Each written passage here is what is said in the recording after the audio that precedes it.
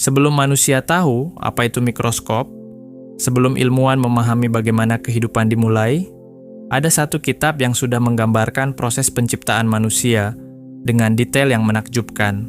Kitab itu adalah Al-Quran, sebuah wahyu yang diturunkan lebih dari 14 abad yang lalu, di masa ketika manusia bahkan belum tahu apa yang terjadi di dalam rahim seorang ibu.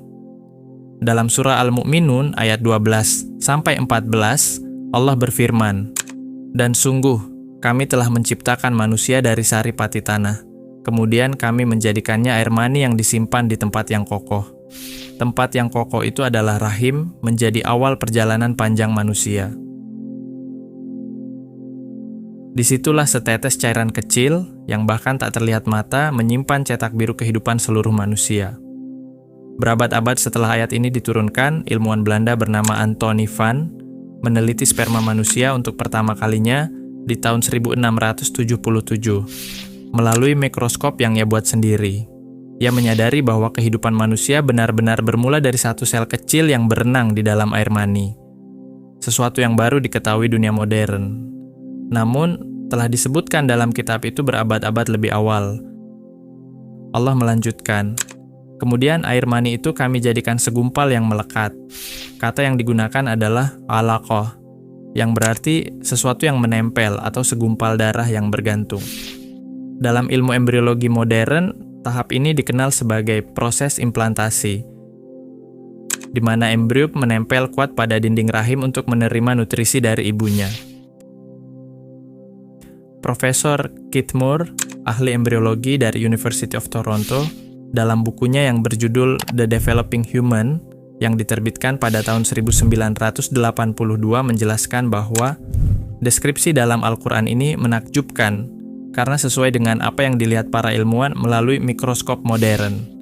Sebuah pernyataan dari ilmuwan non-muslim yang membuat dunia sains menatap Al-Quran dengan rasa ingin tahu. Allah melanjutkan, "Lalu segumpal yang melekat itu, kami jadikan segumpal daging." Kata mudghah berarti sesuatu yang tampak seperti daging yang telah dikunyah. Dan benar, pada minggu keempat hingga keenam kehamilan, bentuk embrio manusia di bawah mikroskop terlihat seperti segumpal daging kecil dengan lekukan menyerupai bekas gigitan. Tahap ini pertama kali dibuktikan oleh ilmuwan Wilhelm His pada abad ke-19, yang kemudian dikenal sebagai Bapak Embriologi Modern. Ia menggambarkan bentuk embrio manusia yang hampir sama seperti yang disebut dalam ayat tadi. Allah melanjutkan, "Lalu dari segumpal daging itu kami jadikan tulang belulang, kemudian tulang itu kami bungkus dengan daging." Ini adalah tahap ketika tulang mulai terbentuk dari jaringan lunak, lalu otot menutupinya perlahan. Dalam embriologi modern, proses ini dikenal sebagai osteogenesis, pembentukan kerangka dan otot. Penelitian oleh Carl von Baer dan Ernst Haeckel pada abad ke-19 membuktikan bahwa tulang memang terbentuk lebih dahulu, lalu jaringan otot menyelimutinya. Deskripsi yang identik dengan urutan yang disebutkan dalam ayat tersebut. Allah melanjutkan, "Kemudian kami bentuk dia menjadi makhluk yang lain." Tahap ini adalah saat embrio telah memiliki sistem saraf, detak jantung, dan bentuk tubuh manusia yang utuh.